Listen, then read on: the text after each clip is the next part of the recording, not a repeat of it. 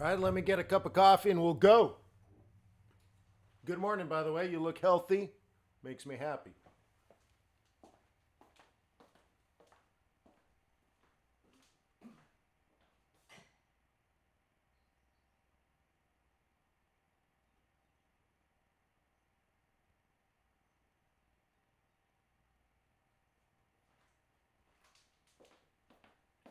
Black hole sun, won't you come and wash away the pain?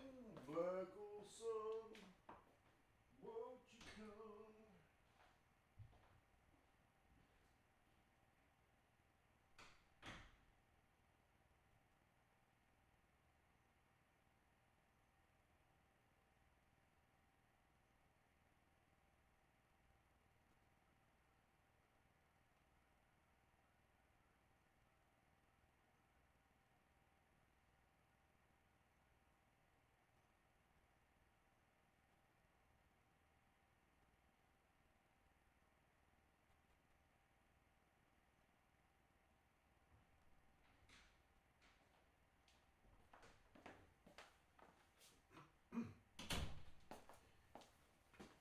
Never mad at the fact he's corrupt like a senator.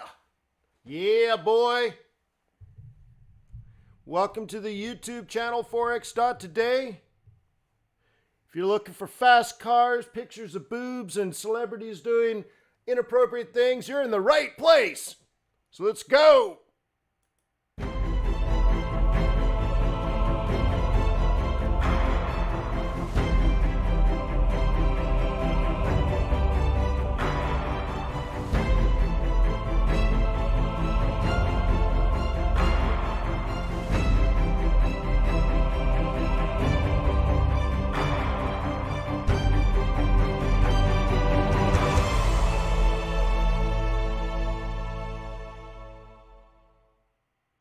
Let me remind you that trading is risky, not appropriate for everyone. Your past performance, good or bad, is not necessarily indicative of future results.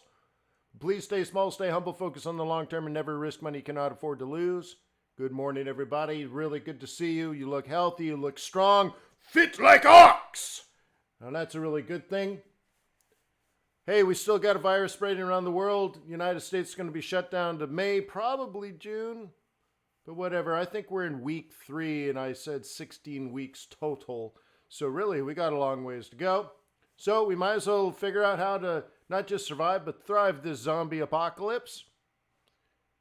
Now, to do so, I believe you need to use some fundamental analysis, some technical analysis, and put together trade plans for the foreign exchange market. Now, I did that yesterday, about 12 hours ago, and guess what? Nothing's happened. That's been a long time since nothing's happened in 12 hours. Like, huh? Right? I'm kind of used to either waking up having made money or waking up having lost money. But to wake up and you're like, hey, do I got Wi-Fi? And then you find out, yeah, I guess nothing happened for 12 hours. But there you go. That's so it's better than sitting there. I'm sure glad I slept through the 12 hours instead of sat through the 12 hours. But anyways, thank you for being a subscriber of the Forex.Today community, a global community of over 12,000 foreign exchange traders and ex-supermodels. So, really cool to have you here. Thank you for being here. Please ask questions. Please get involved. I'll do my best to answer your questions. Now, bear in mind, you might ask a question, then I look at my charts and I answer it for 10 minutes, and 22,000 comments have happened while I'm not looking at the comments. So I'll do my best to answer your question. If I don't get it today, well, then maybe I can answer it tomorrow or Wednesday or Thursday, because I will be here for all of those. And I think we got non-farm payrolls this week. Therefore, I'll be doing non-farm payrolls at the FX Street YouTube channel. So I'll see you over there for that. Cool. Cool, very nice. So what else? You're gonna ask questions. You're going to be professional in your behavior. You're going to treat your fellow currency traders in the chat with dignity and respect, and you're going to check your negativity at the door. We're going to focus on helping each other learn and grow. Very, very cool. And if this is a beneficial part of your life every day, and by the way, I read your comments. Like Daniel every single day puts like a small poem, which is really cool. So thank you for that. Honest. So I do read the comments that you guys are leaving on the videos. Very, very cool, positive feedback. So thank you for sharing that with YouTube to tell YouTube this is quality content. So if these webinars are benefiting you, or if you just like them in your life, please show that by visiting tradersway.com, opening up a demo account. You can play around with the trades, throw some demo trades down. You'll see the execution speed is fast. You'll see the spreads are narrow. You'll see the swaps are amazing. So thank them because they are the sponsor of this YouTube channel. Tradersway.com. Thank you. Anything else going on in your life? Yeah, Maurice, I got your email. They're on MetaTraders. Okay. So, anyways, they should be there. So, anyways, let's move on. Let's do the chart. So, my trade plan 12 hours ago was selling here. I got a 618 and it did a 786. So you can see that I was patient. So I must have got this pullback and then went to bed. And then, of course, nothing's happened, which is too bad, so sad, huh?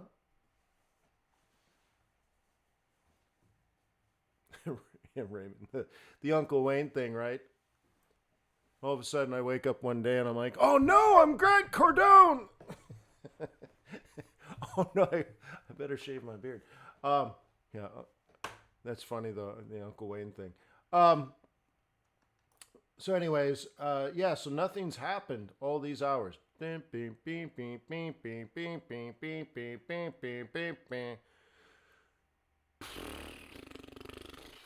Right?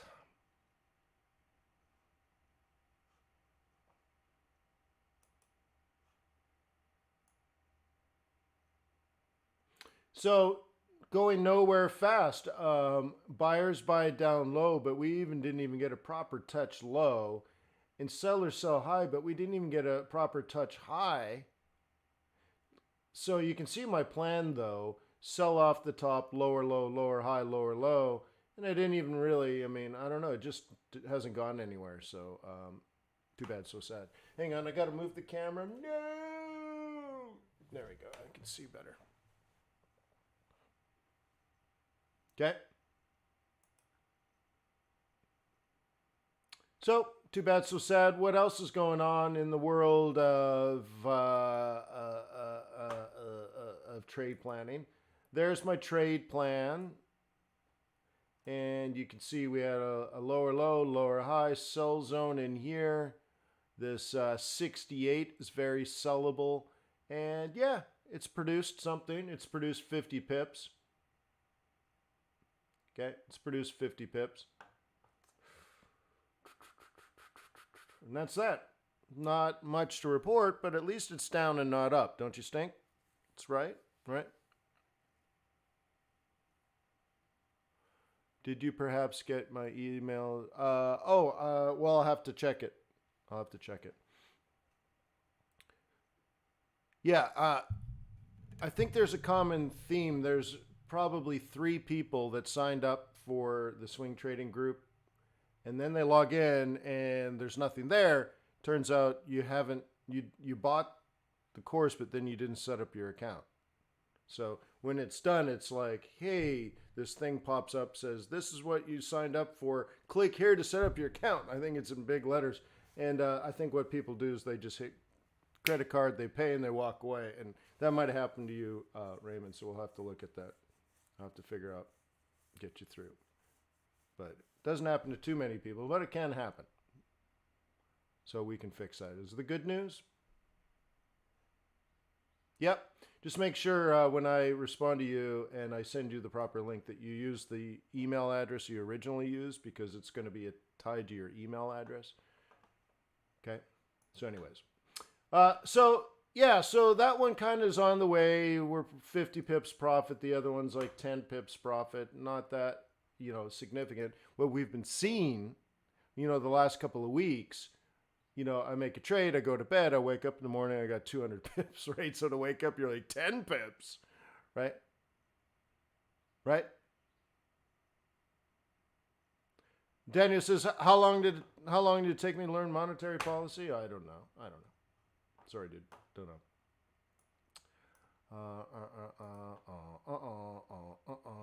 Okay. And Kiwi Swissy hasn't done really anything pretty amazing, huh? Just really odd.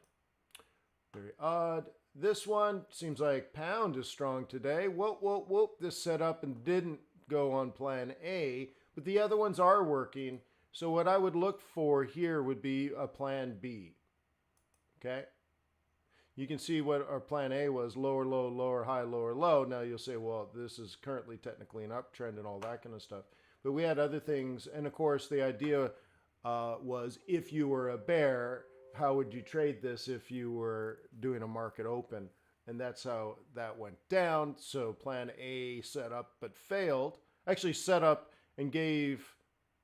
It set up and gave. You can see, right? Right? It did produce. Let's say you're short at 86, almost 50, 86.25. Let's see. Or sorry, 1863. So let's say 1850. And it dropped to 17 cents. So it produced 50 to 75 pips and failed. So that's plan A, come and gone. And now plan B would, if it rolls over here and you're a bear, you're going to sell it off 19. Pretty simple. Okay. And the bottom of this range is already like 17 something. There's, even if it sucked, there's 150 pips here. Okay.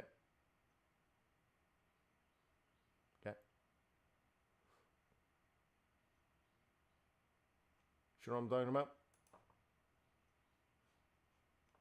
And then euro dollar. This one's worked okay. Hasn't been much. This is the bigger setup. So this was like down for today, up Tuesday, down Wednesday. This is what we discussed 12 hours ago. But as far as this open, it's already on its way. Very nice, right? So the open would have been in this pullback zone here, plan A or plan B, or plan A and plan B. But this is the plan, yo. Okay. What do you mean spread is too high? Look how narrow that spread is. You're kidding me.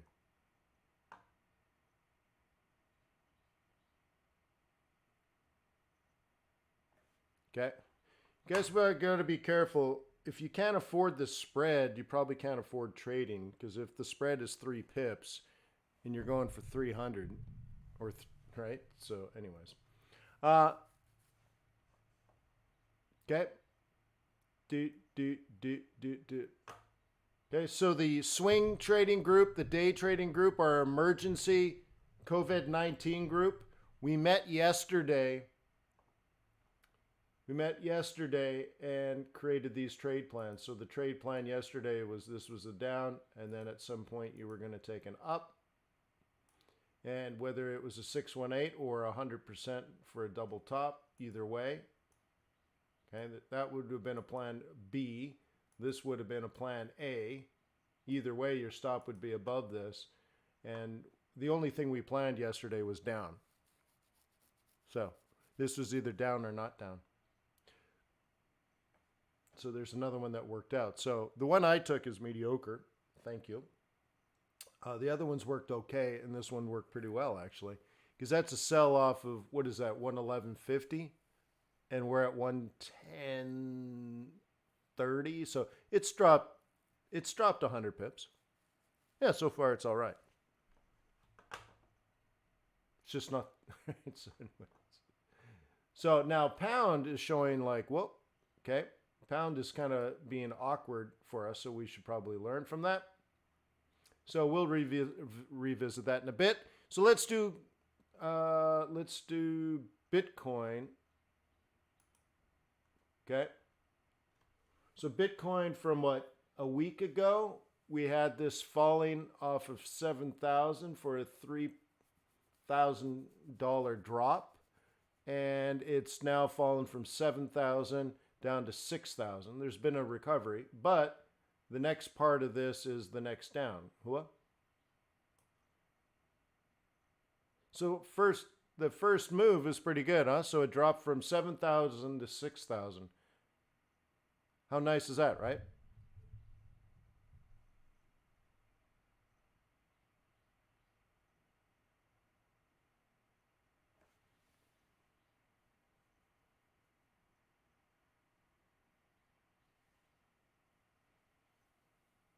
Is that right, Alejandro? Alex says he loves the gaps.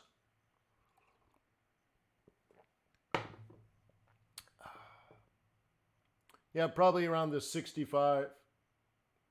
It'll hold up.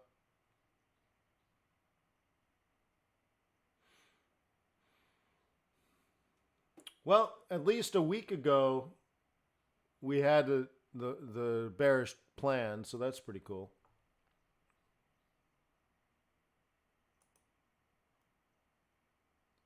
Take a look at gold. And you may recall that a week ago we said gold is at the mean price and is quite neutral, and nothing has happened for 4 days.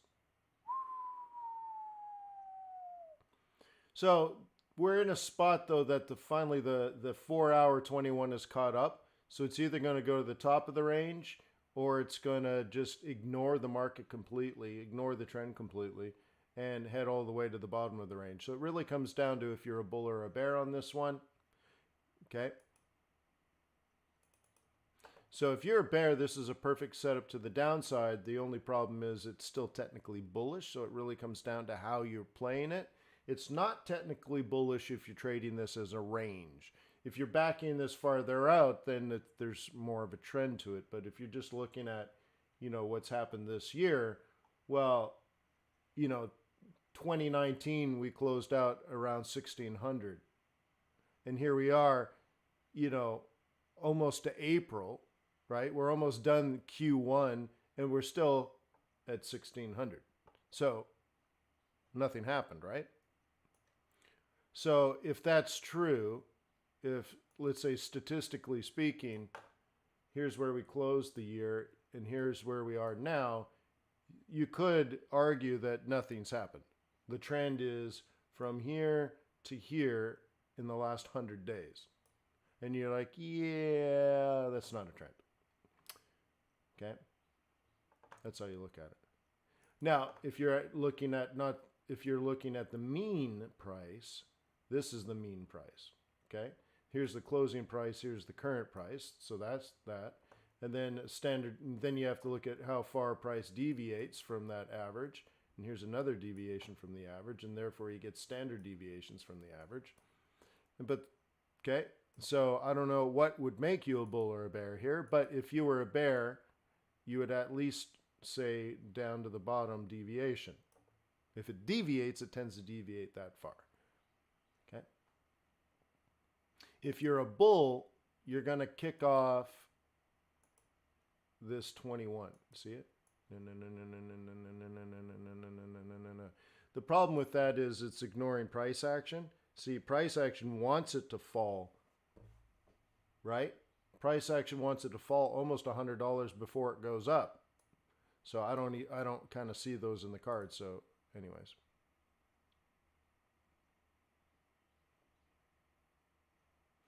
Jackie, email me, huh?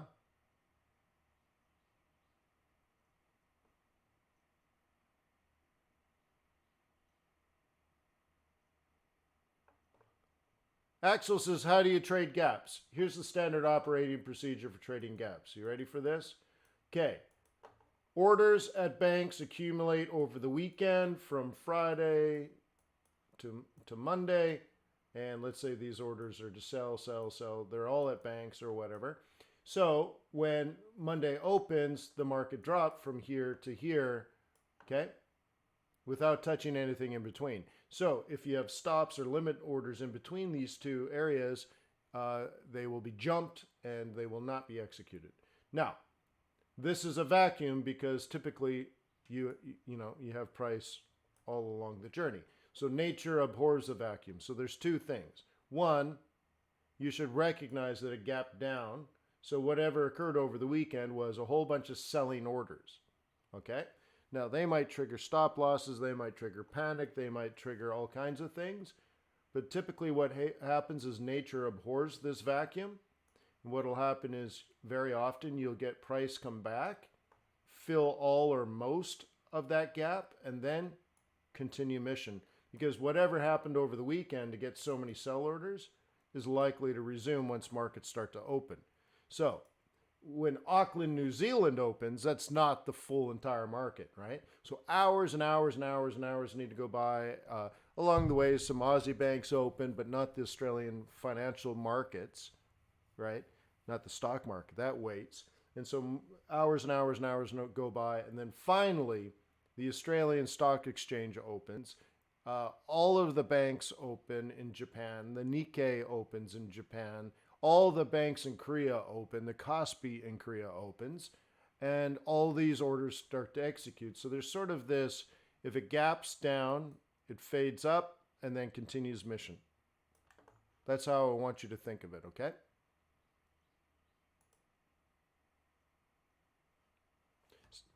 Okay.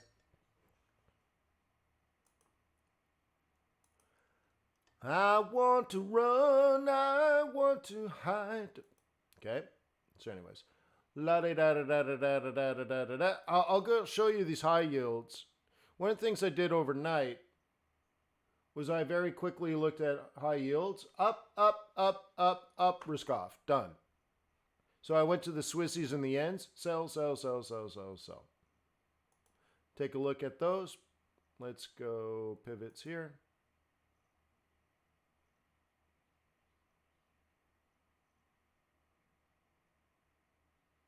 How would oil affect world economics at this price? It doesn't.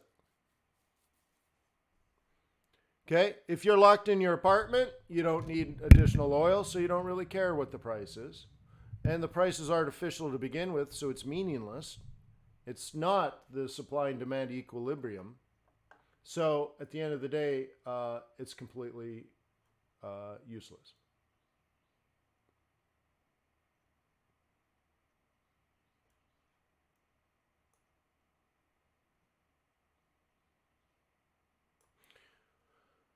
All right.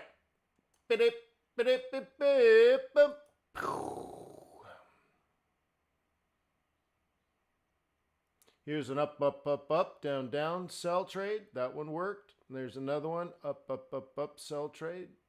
And then there's an up, up, up, up, up, up, up, up, up, down trade. So anyways, the first one worked. Not incredibly well, but not incredibly unwell. Came down, challenged the bottom, challenged the exact price you would assume. So one of the things we talked about at the market open with the swing trading group is that I said, look, you need to be a successful trader. Not only do you need to know whether you're a bear or a bull, and know what bears would do, but even if you're a bear, you need to fully understand what a bull would do and at what price a bull would buy, because that helps you manage your risk. So I don't think it was this particular pair, but one of these things like, this is so obvious a place a bull would buy. Like, it's stupid obvious, slap in the face obvious. And so that worked, but that doesn't make it bullish. Okay? But that does mean you need to manage your trade or manage the setup. And so you can see all this did, and I guess I got to get rid of this now. All this did was make the next wave up, right? Oops. Well, I didn't mean to do this. So how do we get out of here? Oh, that's going to be the wrong one too. Come on, jeez. All right, let's do this again. So all this is the next move up. And then again, now as a bear, that's a very, very, very, very, very, very, very, very, very clear sell. Okay? So you got the follow on, you got the roll reversal, you got the weekly pivot and all that kind of stuff. And if things go as a bear would have thought, then this would head down to the next level. Easy peasy lemon squeezy.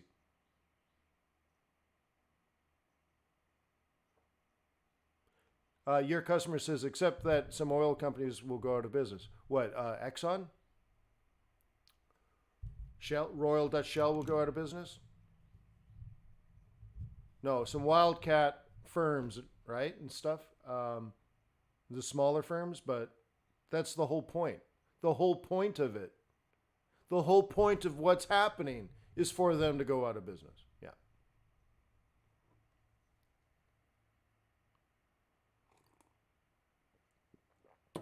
Oh, Johnny says that I did that on Aussie Swiss. And you see, it was so obvious where the bulls and bears were that when I woke up, bulls and bears were still there, right? Everyone was still there. I'm like, son of a. So anyways, but it's always that point is always there, right? Javier's the shell companies go out of business. Yeah, that's exactly right. Yep, that's the whole point. Okay. And you'll notice that what's happened in the junk bond market indicates all of that. But that's what we talked about. What was it? 3 weeks ago? 4 weeks ago? We talked about all of this. So yeah. Of course. Old news now.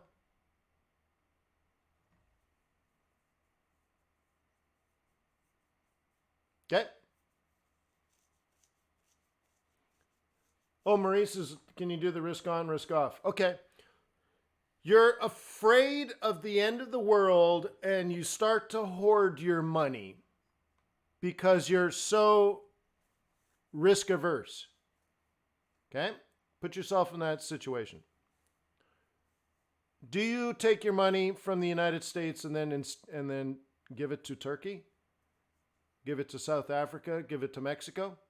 Is that what you do when you're fearful? Is that what you do with your last dollars?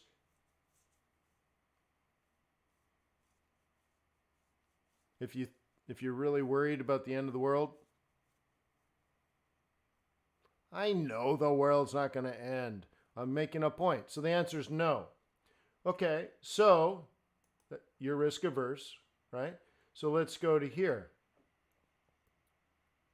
So if the Turkish lira was getting strong, this would be heading down. And that means if Turkish lira was getting strong, people were sending money to Turkey. Instead, it's weak. People are taking their money out of Turkey. People are taking their money out of Mexico. People are taking their euros out of Turkey. Okay? People are taking money out of South Africa. Okay? And the New Zealand dollar and the Swiss franc are neutral. So this tells me risk off, risk off, risk off, risk off. So in a risk off situation, I buy yen, I buy Swiss francs, I buy dollars. Okay? Remember, I don't have opinions. That's what the charts tell me, where the money is flowing. Right now, the money is flowing out of risk and into safety. In fact, there's a shortage of dollars again.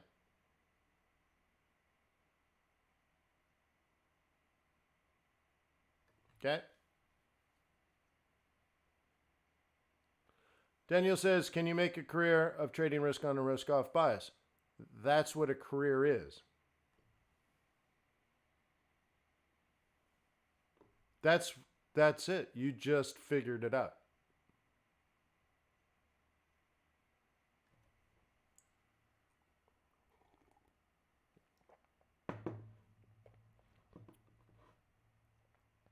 Okay?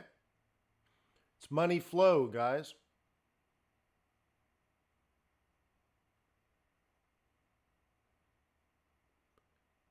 Where does the currency index go in? Well, let's take a look. File, open data folder.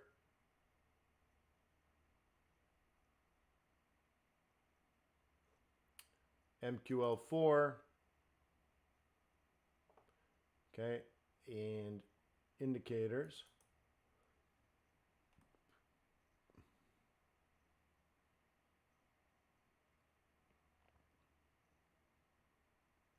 Right there.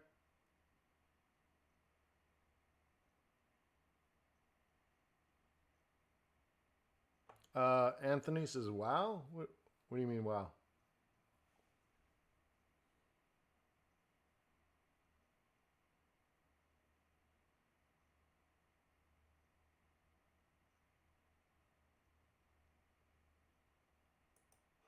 So Marie says, iron ore and coal, how do you think, what do you think about the future price of that?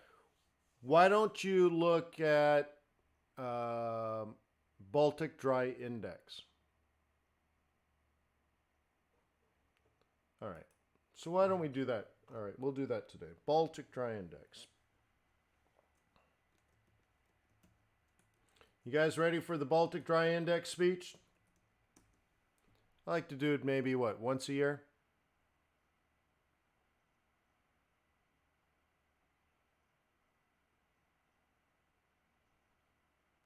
Oh, I don't have a point of view, Maurice. There's only facts. The Baltic Dry Index is issued daily by the London-based Baltic Exchange. The BDI is a composite of Cape-size, Panamax, and Supramax time charter averages. All right, we'll talk about this. Let me explain you, Lucy. Let me explain you Baltic Dry Index, Lucy. Huh? You guys ready for this?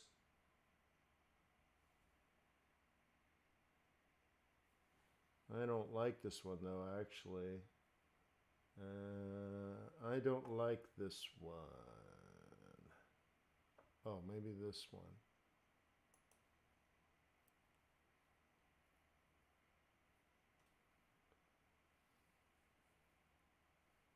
Sometimes I find like Bloomberg just bloats their website full of Java and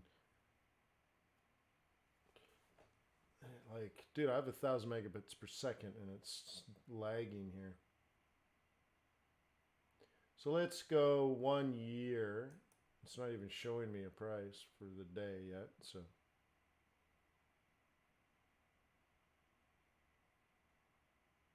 Okay, all right.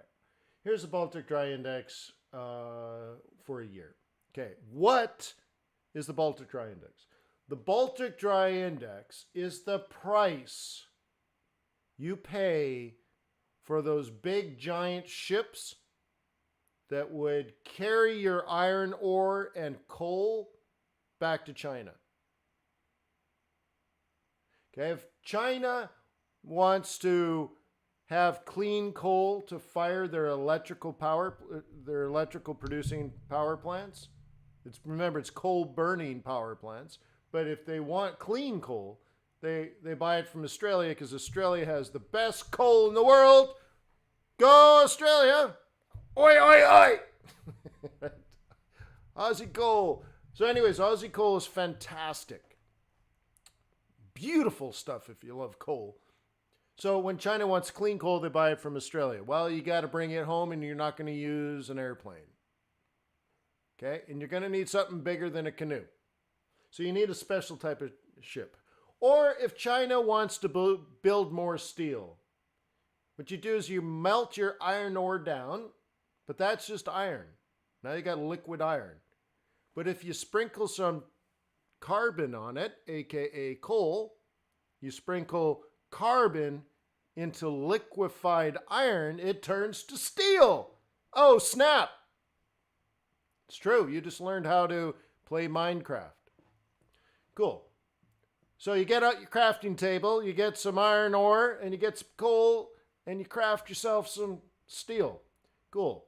So if China wants steel, and let's say there's a disruption in the amount of supply available, and Chinese iron ore and Chinese coal, well, you can always get Australian iron ore and coal because it's pretty close by, right? Cool. So if China buys iron ore and coal, they got to put it on these special container ships. Right now, they could probably use Princess cruise ships, but traditionally, what they use is these big hopper type ships, and you fill them full of this aggregate, and you take them. Okay. Now, imagine there's only so many ships.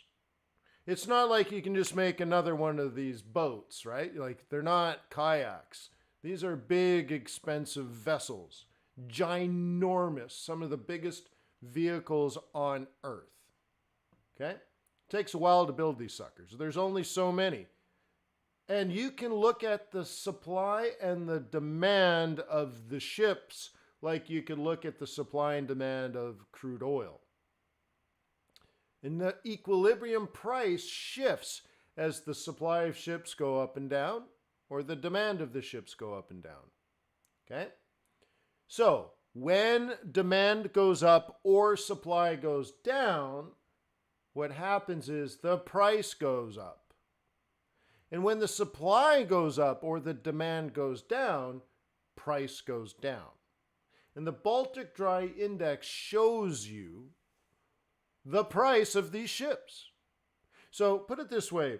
Let's say you're a Chinese buyer and you leave China, you go to Australia. The first thing you do is negotiate a contract. You want to buy X amount of iron ore and X amount of coal. And you agree on the price, but the price is in Aussie dollars. So you got to take Chinese money, buy up a whole bunch of Australian dollars, which means you drive up the price of the Australian dollar. And then you convert that cash into iron ore and coal. Then you got to go out and negotiate a ship to say on this date, they're going to pick up this tonnage and they're going to deliver it to this port to you back in China. Okay? So now you got to negotiate the price for the ship. And that's where, if there's a lot of ships available, the prices are going to be low. Because the ship guy is going to be so happy that you showed up and he's like, yeah, I got a lot of boats, man. But if there's hardly any boats available because they're all out there at sea or they've scrapped them all, it doesn't really matter. If there's not very many boats available, prices are going to go up because he's like, well, I have a better alternative to our negotiated agreement. I have a BATNA. I could rent this boat to you. I can rent this boat to this guy or this guy or this guy. Get in line, buddy. How much do you want to pay? Okay? And prices obviously go up in a scenario like that. So you can look at this as the demand for Aussie dollars is one way of looking at it. If you want to just simplify it as China buying iron ore and coal from Australia. Or you can look at it as the demand for these ships globally. Because if prices come down, you know there's not a lot of demand for these types of ships. You understand that point? If prices are low on this Baltic index, then there's not a lot of demand for the ships. You can rent these ships for cheap. Okay? And so since September, prices have dropped from 2,500 down to 500. Whoa, pretty significant, right? Pretty significant. So it's actually leading the way, right? Right? This is actually a leading indicator if you look at it. So let's go out 5 years.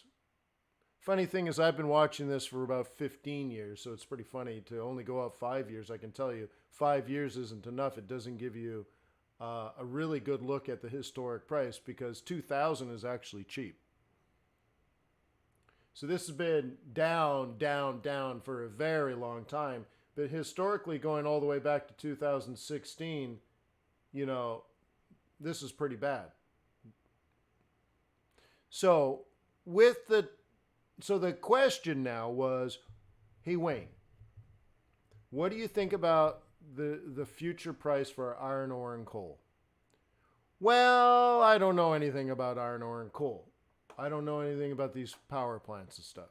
But what I can tell you currently, the demand for iron ore and coal based on this Baltic Dry Index. Remember, this doesn't cover like crude oil and stuff, just the Baltic Dry Index. So just iron ore and coal. basically, right? So, I mean, you could probably put soybeans in these suckers, right?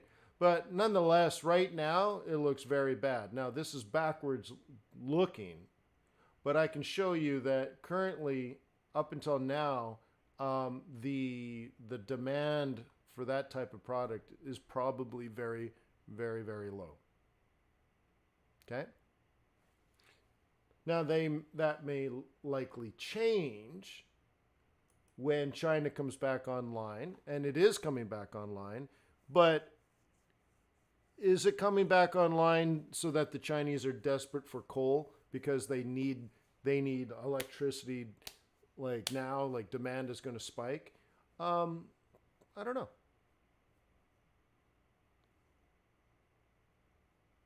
Maurice, go through the training course first, man. Okay, go through the training course. So right now it looks pretty dismal, is what I'm trying to say in so many words. It looks dismal.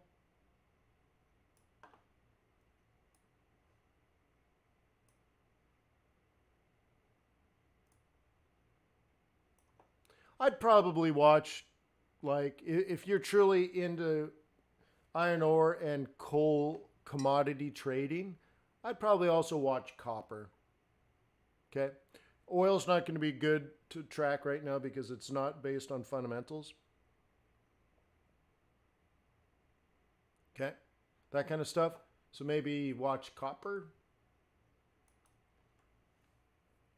It's another good industrial commodity to watch.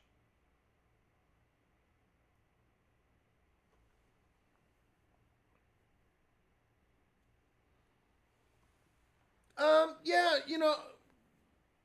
Prince wants to know about crypto. I have no problem trading crypto. Um, you know, I've been offered a lot of money to trade it too. So that kind of piques my interest, honestly, Prince Philip. When somebody says, "Dude, I'll pay you a boatload of money to trade crypto for me," I'm like, "Really?" So that's probably what would do it. So I have been approached several times, and it has piqued my interest because it's something that can totally be done. So that, but other than that, is it truly a currency and stuff like that? Not my problem. Okay, it's just another commodity. To me, a crypto is the same as trading iron ore. Okay, it's soybean meals. It's just another trade. It seems to be liquid enough. It seems to the volatility is so high it scares people. Where like you don't want to wake up and find out a drop 10% in a day.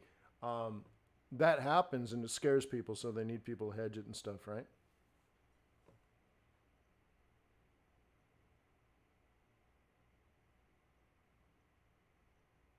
Okay. So I have nothing against Bitcoin. Now I think outside of that, you got to be like a crypto head and be totally into it, which I am still not. Okay. All right. So this is interesting. If we look at this is our old bullish trade plan, and if you remember on the other euro dollar chart, we had this coming down, and we're probably in that zone where, like, if you go through and look at the fib wars, okay, you can see we're basically doing a 618 of the drop, and we did a 200% of the rise, and very often that's meaningful. Okay, very cool, very very cool. Okay, if you recall, this is the range breakout pullback 1 2 3. And we were talking about consistency here, and I said if all you did was trade this pattern 100 times, okay,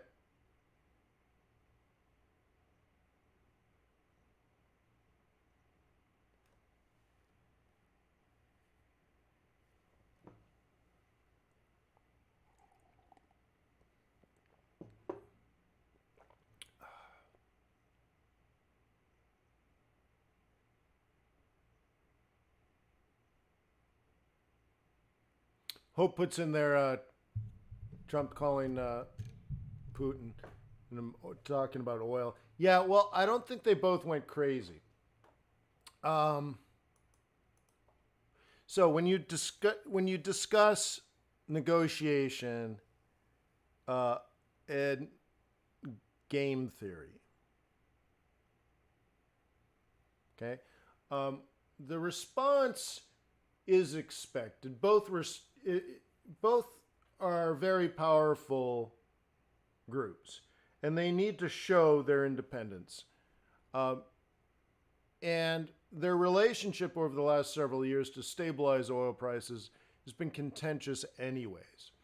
And so it makes sense to get to the point where this happens. I think they're both rational actors that are very powerful players and all that kind of stuff. So really it's logical. I think, so they're not crazy. I wouldn't say Saudi Arabia and Russia went crazy. I think they played it out as one would do. So like a game tree, looks like this, and then another game, right? And then another game, right? So when you play out the game tree, you get to these situations, for example, where you hit a stalemate. And in this case, they both walk away from the table and they go into this war, which, the game tree, that's definitely a possibility in a situation like this. Just like if you look at OPEC in general, like without the Russians, if you just look at OPEC and they're all trying to be friends, they're all incentivized to cheat. It's just not that they're cheaters, it's just that's the likely outcome of the game. So this OPEC plus Russia, OPEC plus one, or whatever you want to call it, OPEC plus, inevitably this was going to happen. Okay? So they behaved in the way you would expect in this situation. The logic dictates they would do this. This is why they did it, because they thought about it and that kind of stuff. But what you don't know is the market's reaction to the gameplay. Okay? So they knew prices would go down. It's the whole point. Russia would want oil prices to go down. Saudi Arabia wanted oil prices to go down. This was the whole point. And what they didn't know is, would it go from 50 to 30? Would it go from 50 to 20? Would it go from 50 to 0? And they said, well, it's not going to go to 0. And they didn't think it'd go to 20. They probably thought this would drop to about 30, which would put all the Americans out of business, right? All the rigs in the Gulf of Mexico, I think, need, 32 to 35. So it put them out of business, puts the frackers out of business, it puts a lot of different, it puts Brent out of business. It just puts a lot out of business. It puts all the Arctic oil out of business, and they get what they wanted in this situation. What they didn't realize is that it would go to 20, not 30. So 20 is, the Russians, it doesn't matter what the price is, because they're going to convert it to cash and live on it anyways. And by the Russians, I mean Putin, right? Everyone else is screwed anyways. Putin owns Russia. That's his house. So he'll sell it for whatever, and if someone else loses money, not his problem. So he doesn't like it at 20. And the Saudi Arabians, they need like 13 to 15, so they don't like it at 20, but they're not dying either. They got some big bills to pay, but most Saudi oil men are not radically changing their life. Maybe COVID's radically changing their life, but at $20 a barrel, they're like, oh, I only have $100 million to live on, right? Luckily, I got $27 billion in the bank. So, life doesn't change that much yet. Okay? So they're achieving what they wanted to achieve. They're not hurting each other too much on the short run, but they are hurting a lot of others on the long run. But that is the point. So my thought is they didn't expect 20, but it's at 20 now. I think in a few months it won't be at 20. And I don't think it'll be at 15 or 10. Right? Right, Kevin. Right, absolutely. And I have family in the oil business too. So I'm not trying to belittle what's happening, let's say, to the shale industry or to the oil industry in America. What I'm emphasizing is this is by design. Okay? It's by design, is all I'm saying. And that they knew prices were going to come down. That was the whole point. But you don't know, there isn't a logical equilibrium. There's just the market response. And that when you look at oil prices at 20, it's a combination of this supply war and a lack of demand at the same time. But most likely, let's say by June, okay? Alex, I don't know. So you'd have to look at when they're actually talking again. Is it the next meeting and stuff like that? But the bottom line is by June, it probably won't be at $20 anymore.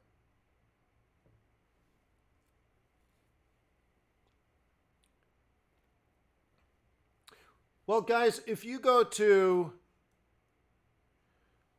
okay, how many people are relatively new and you're wondering like, what are my moving averages and what's my trading style and stuff like that, then please go here, www.youtube.com/fxbootcamp. Okay, you guys go there. And there's a playlist, I think it's 4 videos that with very detailed instructions on my methodology. Okay? It's been seen hundreds of thousands of times, so you're welcome to watch them. Also, could I ask everyone here, even if you've done this and all that kind of stuff? Oh, the link didn't work, youtube.com/fxbootcamp. Oh, I got 4 W's, sorry. http www.youtube.com/fxbootcamp. Okay. Can you guys subscribe? I got some ideas to play around with this summer on using FX Bootcamp, but I need at least 10,000 subscribers and there's only like 9,200 subscribers. So I need an extra 800 subscribers if I'm gonna do these experiments. It's just a YouTube rule that I can't turn certain features on unless there's 10,000 members.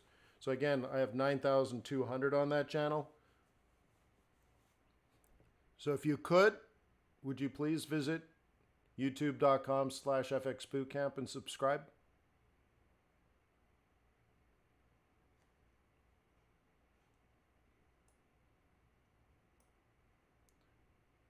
For bootcamp. I'm assuming you're already a subscriber here, right? Okay. But just, if you could, it might be important later to be able to do that.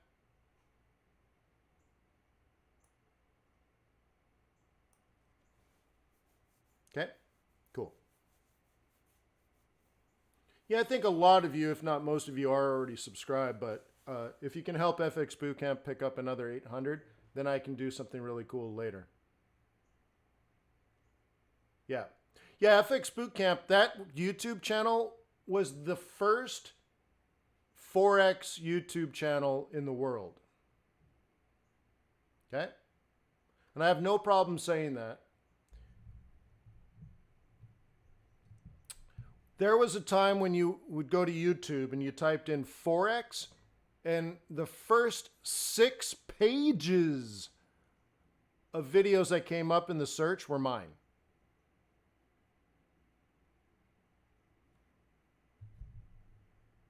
Okay? Neat, right? Pretty neat. All right, cool.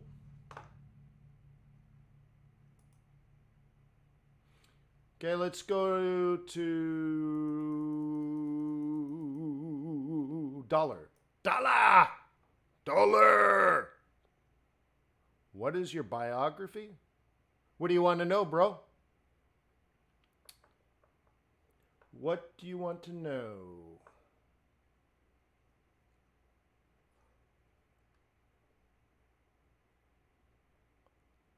I had dinner with the King and Queen of Sweden when I was an international diplomat. I've had dinner with the mayor of Chengdu and the governor of Sichuan province when I was an international diplomat there.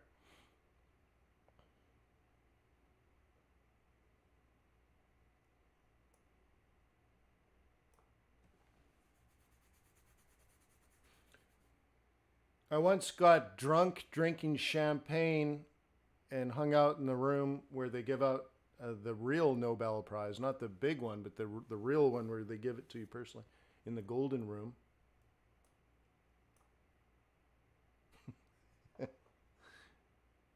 I docked the space shuttle at the International Space Station when I worked for NASA.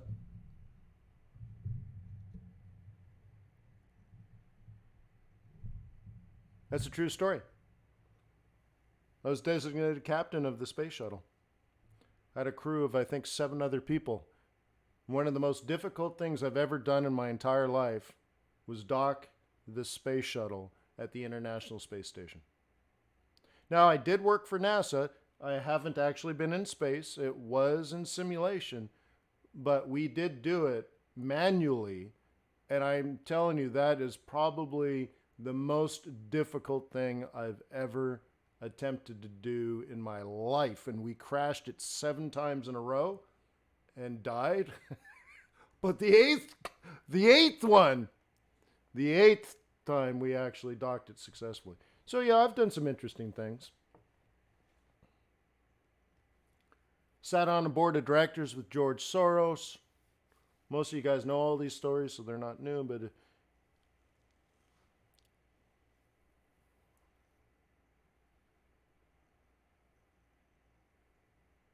cool. Anyways.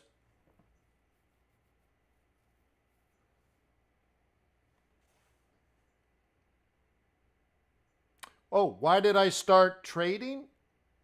I was reading Architectural Digest magazine. And there was a story in there about a guy, and it went something like this, where when he was 22, he bought an apartment in New York City on this super expensive skyscraper, and it was on like the 20th floor. But he paid like $12 million. And then a year later, he flipped that and moved up to a higher one, a couple of floors higher, and he paid, $15 million. A couple of years later, he bought an apartment higher up in the same building, always the same building, and it was $22 million. And anyway, so this was this story. Now that the kid was like 28 years old, and he bought this apartment now for $22 million, and they completely gutted it and put $5 million into the architecture. That's why it was an architectural magazine. And I said, well, what the hell does this 28-year-old do?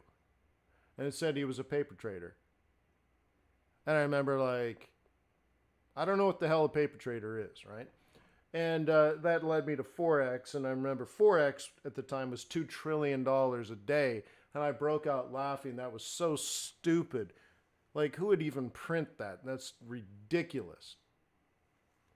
$2 trillion a day. We don't even have that kind of money. That's all the money on earth. I mean, there's just no way. And so I did some research, and it was true. So speed up a little bit. I get to the point where I quit my job as a venture capitalist, and I become a full-time Forex trader. Because I know one thing as an entrepreneur, always go where the money is. And being a venture capitalist looked dumb at the point, comparatively. Okay. That was that. I quit a job I actually liked. I really liked my job. So anyways, let's move on. Let's look at Beast. So Beast was pretty strong earlier. So it depends if you're a bull or a bear. Now this is set to be bullish. So today's buy zone is basically this tickle of 123, and it's already moved up 100 pips today. So down, down, down. Here's the buy zone, up, up, up. So very clearly a buy zone if you're a bull. Very clear, very easy, very standard operating procedure. This is a 5-minute chart. So you had to let it fade all the way down and then buy it. Now notice the gap. Notice the gap, the fill, and the continue mission. Then you hit London. So now you know this is a day trade. And by the way, this is my day trading template that says if you're a bull, this would be your buy zone, and we knew it yesterday. So it gapped, it filled the gap, it did the continue mission into the day trade. Day traders bought it in the exact price you would expect a bull to buy it. And now, even though we're just limping our way up, you're only up 100 pips profit. Now, the interesting thing is you would have sold it today and made 100 pips profit as well. Isn't that neat? Because this is the very obvious sell. This is the very obvious buy. Okay? Obvious sell, obvious buy. So if you're a bear, this was obvious and you took it. If you're a bull, this was obvious and you took it. If you're doing something else, you're not doing it right. Okay? That's all I'm trying to point out. Okay?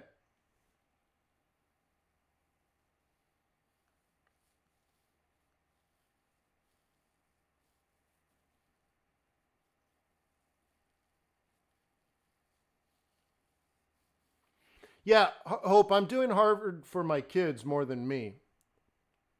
Okay? I like the bragging rights, of course, but I spent 9 hours yesterday at my desk working on Harvard. So I'm kind of sick of it, but I'm doing it for my children more than I'm doing it for me. So it's worth it, I suppose.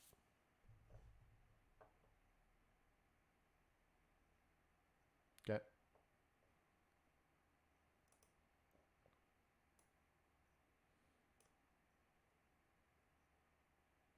Yeah, yeah. Oh, okay. Right on, Hope. So anyways, that's pretty cool. So if we back this out to maybe an hourly chart, you can see what we've been doing. Up, up, up, up. And let me draw it for you because I love doing this part. I know you guys cringe, but anyways. There's the bottom. Up, up, up, up, down, down, buy. Up, up, up, up, down, down, buy. Up, up, up, up, up, up, up, up, up, up, up, up, up, up, up, down, down, buy. And if you're still a bull, what you're thinking is this continues. Okay? And it's good to think that because you don't want to start, as a bear, you don't want to start selling until we're doing this. Okay? So right now, this is what the future would most likely look for a trader on this. Now, a weak dollar. So you have to ask yourself, is this strong pound or weak dollar? A weak dollar is risk on.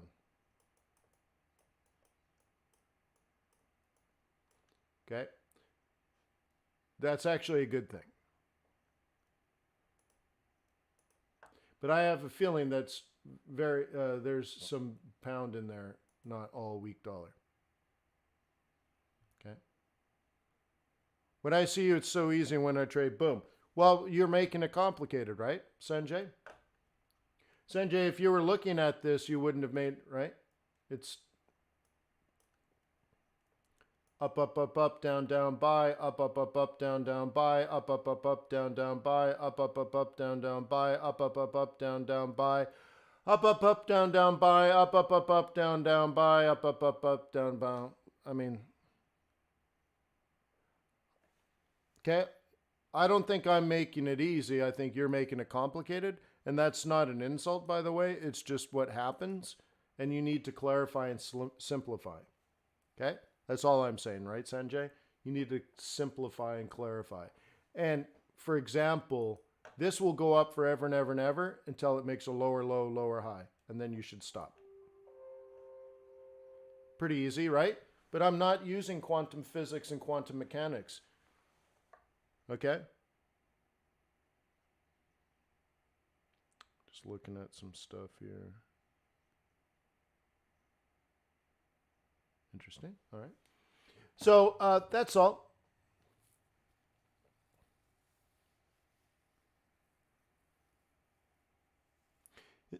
Right? Wayne, can I get the pivots on your MetaTrader? Yeah.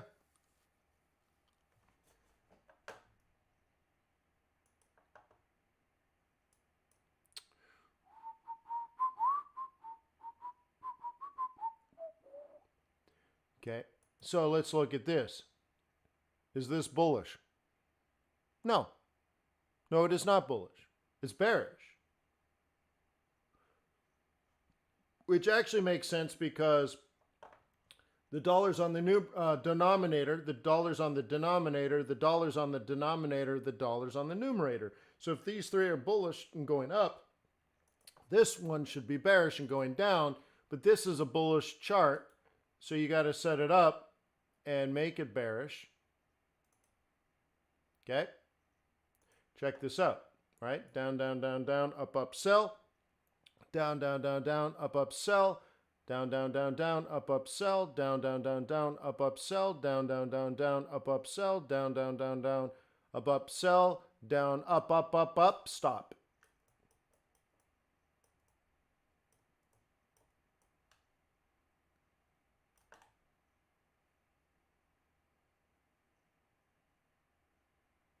No, those are my standard. Guys, when I tell you for $5, I'll give you the template, the standard templates I've been using for 15 or 20 years. It's not the templates I've been using for 6 weeks. So all this template is crap for all I'm concerned, right? This is what I need. If I don't have this, I can't trade. Now the new version is something I've been tweaking for us, right? But this is the basis of everything. Oops. And you get that. The one I've been using for 15 years.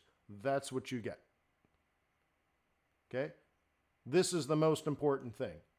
This says the exact same information. Sell here, buy here. That's all I've needed from the very beginning. If you came to my FXCM Expo presentation in 2004, this is what I used. Okay? If you came to FX Bootcamp in 2004, you would have got that. This is what I would have taught you. Okay? So the new one I've been playing with for the last 6 weeks, no, it's not up there. No. Now, I've given it to people that have joined the swing trading group, but it doesn't matter. It doesn't mean anything. If you right? Okay? That's all. The new version just cuts out this. That's all it does. So if you're a bear, all you see is this.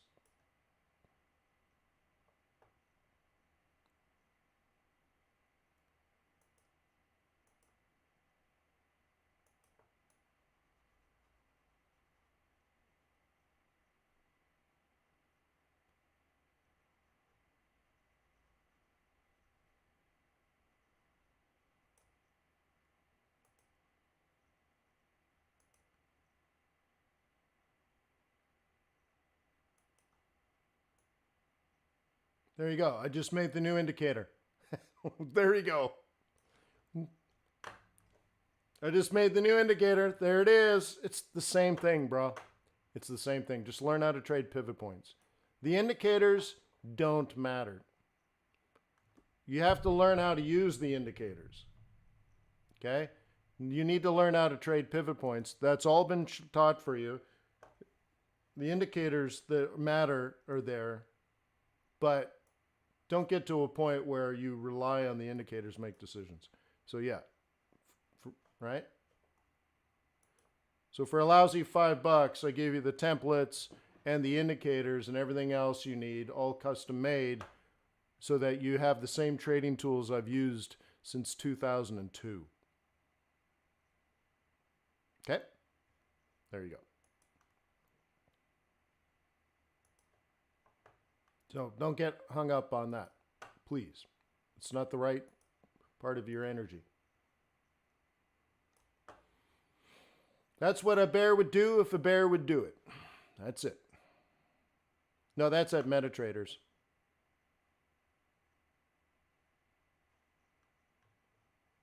Prince says, how come? I don't know. I'm just an observer, guys. I just observe. I made these rules through observation. Why? I couldn't tell you.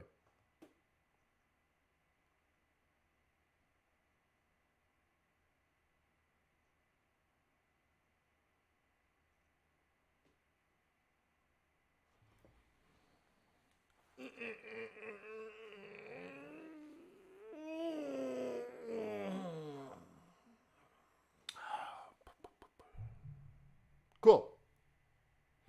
All right. Let us do something. What? Something. There's your CAD. There's your CAD. By the way, this coming down is risk on.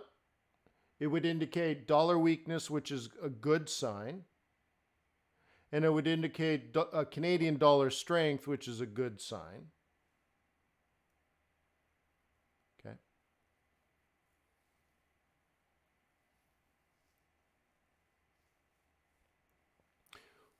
By the way, if you guys do want the new version, the day trading template, guess where I put the day trading template?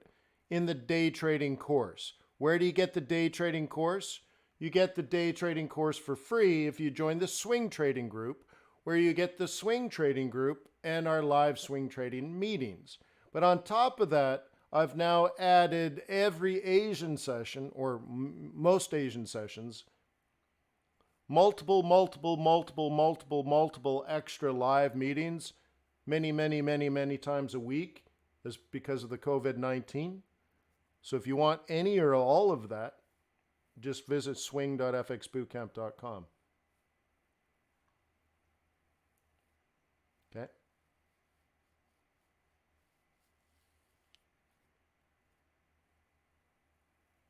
Yeah, well, I need your help on that too, Benji.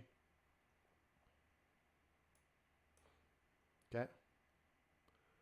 Any carry trade for long? Well, let me ask you something straightforward, Alfred. Is Euro ZAR and Euro Ruble going up, or are they going down?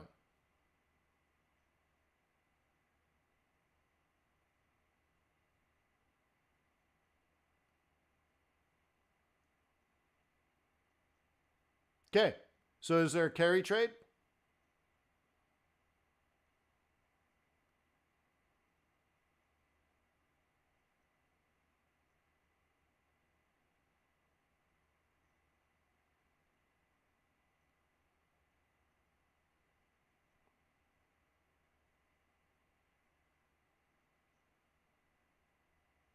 Yeah, but there isn't one now, so all of that is irrelevant. It's a black and white binary question.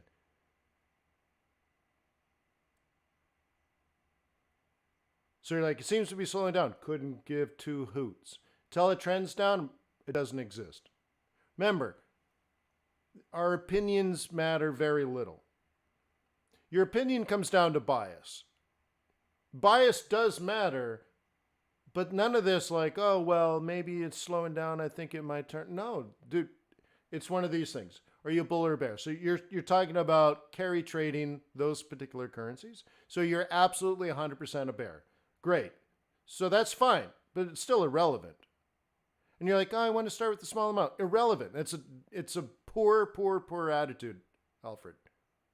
Okay? So listen to me. I'm not trying to insult you. I know you're not here to be insulted. But I am trying to teach you how to think about trading and how to be a fantastic trader. Right? So here's how you do it. You're a bear. Great. Are the market conditions bearish? No. Done. You cannot go any further in your analysis than that. It's a binary question. Is it bearish? No. Done. Next. You're just done. When you come back to your charts and you're like, yes, that is bearish, then set up a trade plan to get in. Okay? And that's how you do it. You might have to wait a day, a week, a month. It doesn't matter. Okay? You are patient. You are disciplined. By the end of the year, you will be profitable. Okay? But if you want to lose a little bit of money now, you're going to lose a lot of money in the long run. So, you can't think that way. You wait till the conditions are right, then you trade. You pick up the low-hanging fruit, that's that. Okay? Oh, and thank you for subscribing. Appreciate that, Nathan. Make sure you guys visit the FX Bootcamp YouTube channel as well and subscribe there. Just double dip. I think there's 5,000 Forex videos on the FX Bootcamp YouTube video. Right? Like, there's some stuff there, but okay. I know this is our main site right now, and that's cool, all that kind of stuff. But I'd like to bump FX Bootcamp up to 10K. So if you can help with that, that's cool. All right, so a little lesson there. We got all of these. I think we did all of that. That's fine. Dollar weakness, generally speaking, that's generally risk on. That's interesting. That's good. However, exotics are risk off, so there's something going on there. Yeah, I think so, pure mathematics. I think I have 7,000 videos on YouTube associated with Forex. Okay. Aussie dollar, right? It's right there, Jaime. Okay. Okay. So what do we know? Very easy. Market opened here. You were supposed to buy it here and go long. Okay, that's it. And your target is 63. So you're buying it at 61.50 or 61, depending on, well, 61.50, okay? You're buying it at 61.50 and you're going to 63. So it's only 150 pips for the day, but this is what you should have been doing 12 hours ago, by the way, guys. Week after week after week, I beg you to have a plan on Friday and be at the market open when the market opens to trade your plan. Okay? So, really, this should have been done. You should be long here as far as I'm concerned. Okay? You should have bought this 10 hours ago. And if you haven't, I don't know what you're doing. Okay? This is, right? So if you didn't do that, I don't know what you're doing, and most likely you don't know what you're doing as well. So we got to really work on your stuff, guys. Okay, this is not complicated information. Now, this could fail. Don't get me wrong. I'm not saying this has to go up, but I don't know what else your trade plan would have been in this scenario. Okay? But if you were a bear, this is also pretty straightforward. First of all, you have to recognize, technically speaking, this is still bullish. Fine. And then you do your normal things like identify support and resistance. So I'll grab these and drag them across and you know, very, very elementary stuff. And even if you were a bear, which you probably shouldn't have been earlier today, but let's say by the end of today and tomorrow, you'll be a bear. Well, here's what you'll notice, right? There'll be some sort of lower high, lower low, and then a breakout below, and then a lower high, lower low, and then a breakout below, and then higher high, higher low. And this is what the rest of the week will look like. Okay? And most likely, if you're a bear, you sell sort of here. Oops, let's get this so it's not a highlighter. You would sell, you definitely sell that, and you definitely sell that. Like you're hardcore bear tomorrow. Hardcore bear tomorrow. Fire for effect. You're mean and ugly as a bear. Rah! But it hasn't happened yet. Okay? But that's what you're planning for tomorrow.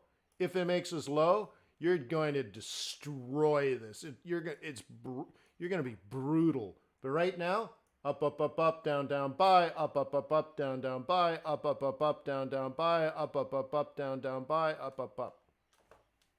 Not that complicated, as someone mentioned. Yeah, it's not. It's not quantum physics. If you want complication, become a brain surgeon. It's going to cost you a lot of money. It's going to take you 10 years of your life. But at the end of it, if you're smart and talented and a hard worker, in 10 years, you'll be a brain surgeon. Well, you can put that kind of effort in Forex. 10 years from now, you'll be a very successful foreign exchange trader. But it doesn't have to be complicated. Okay? Now, I think our human minds love being complicated because when you were a little child, your mother said, "Oh, you're so brilliant. That is so smart what you just did." Right? And you're like, it felt so good. Mommy loves me. And then later on, you're in elementary school and they ask you to go to the front of the class and do the ABCs. And everyone's like, "Oh, so smart. You're so smart. You know these things," right? And later on in life, we've been trained like circus monkeys to make things look complicated so that you get positive affirmation from other people. And I admit it, it's a big part of going to Harvard. Like, "Oh, you went to Harvard? You have a degree from Harvard. You're so smart," right? I'm like, "I know. Tell me more. Tell me more wonderful things about me. I want to listen to that all day. Tell me about how smart I am and how successful I am and how good looking I am. Tell me more." Okay? But it's not necessarily what is needed to be a successful Forex trader. The opposite is actually true. You have to know enough to understand, so technical and fundamental analysis, but to be truly like the brilliant, "Oh, you're such a good trader. Look at you," right? Is to know enough and become talented enough and experienced enough to scale back all the information.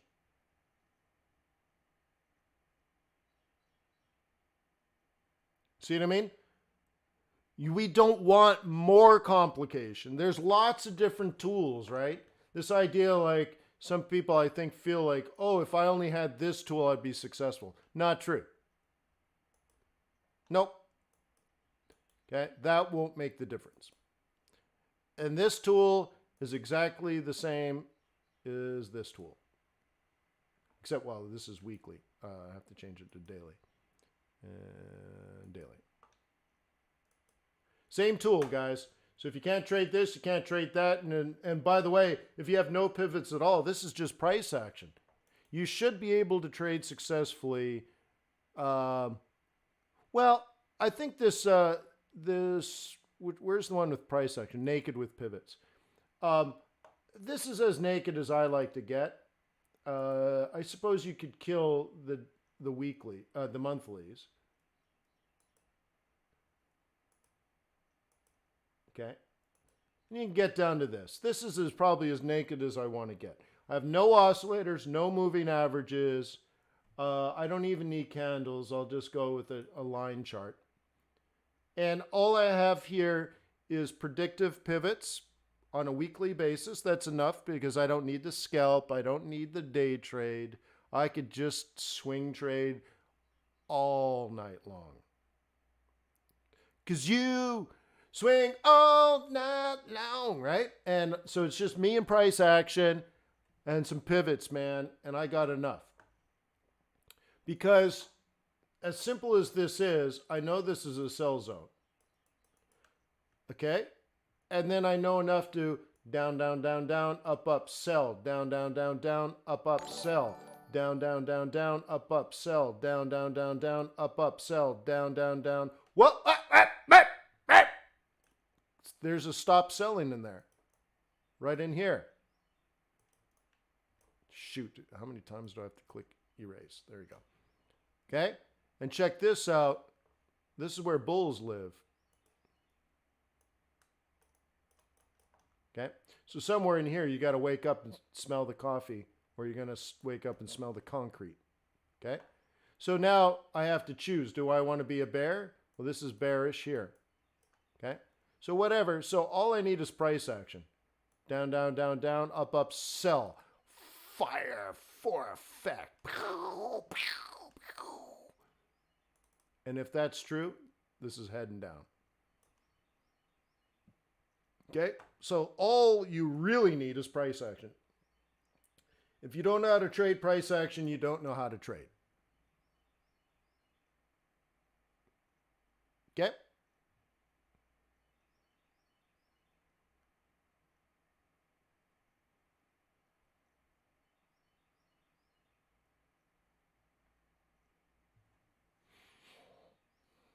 Okay? You understand that? It's really price action, which, and pivots, okay? And check this out. Price action is support, oops, it's hard to write with. Okay, well, you know what? It'll be fun. I guess I can't type it. Anyways, I'll try. Okay.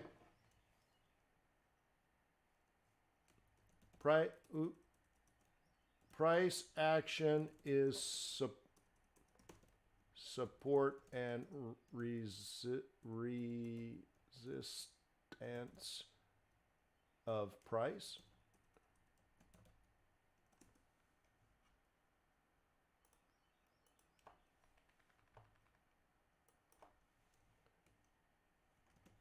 Pivot points are support and resistance of market.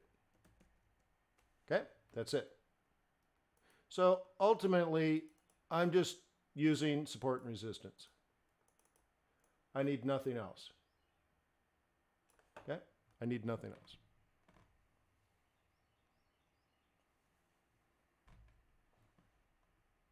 Okay, see what I mean? That's it. That's all you need. Support and resistance.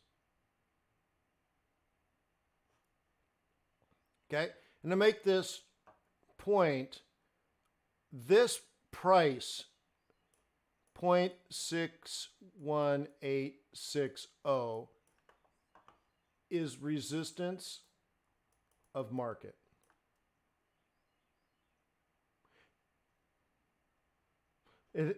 Price action doesn't care about that. Okay? Price action only cares about price. Buy. Buy.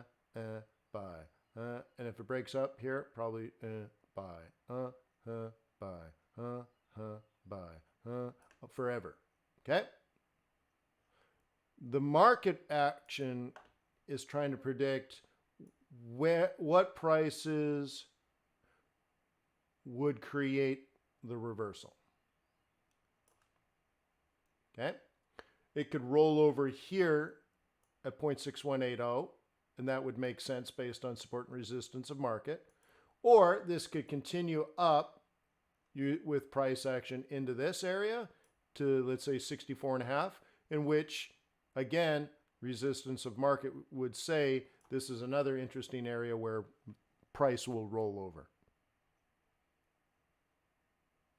That's it. Okay.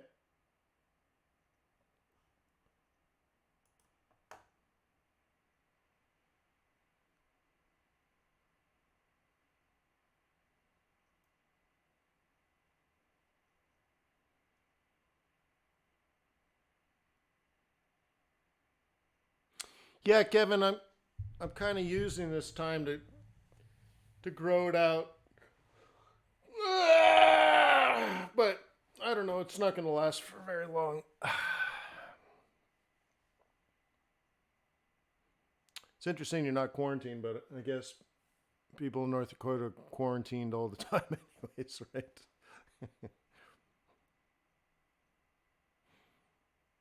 I'm from Saskatchewan, so there's a lot of similarities between some of North Dakota and Saskatchewan. Other parts of North Dakota are quite different, actually. But anyways, you know what I'm talking about. Oh, sure. Absolutely, customer. So why don't you come to my 3-hour webinar on Friday at FX Street, where I trade non-farm payrolls live. I've been trading non-farm payrolls live. Okay. Non-farm payrolls live for 14 years.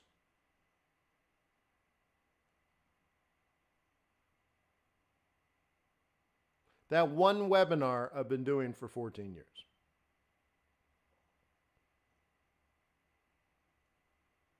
Same as Winnipeg. That sounds terrible.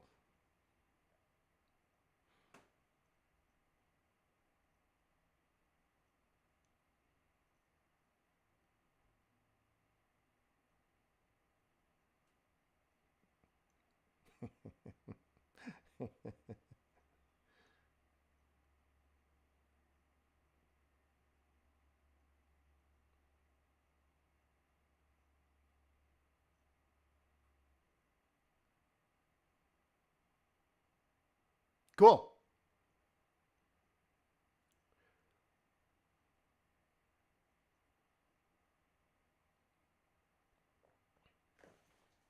I think we got it all done. I can't tell what time it is. Looks like the stock market's open in America. So we must be $1.30 into it today. So I guess maybe we'll pull the plug. I have to finish up my hostage negotiation paper.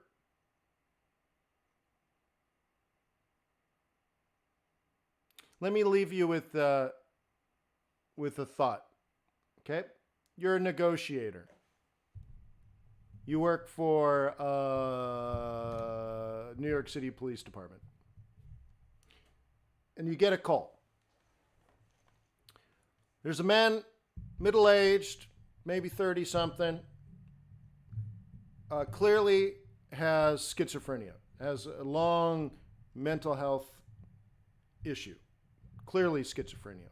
And he walks into a subway station, and he's screaming something about angels and demons. Are they angels or are they demons? Angels or demons? And he's clearly agitated. And he's pacing back and forth through the crowd while everyone waits for the subway. And then he screams out something, she's a demon. And he runs over to a woman, snatches the baby out of her hands, kicks her to the floor, and takes the baby into a maintenance closet and locks the door. You and the police show up, and you can hear him on the other side of the door. Is she an angel or is she a demon? Is she an angel or is she a demon?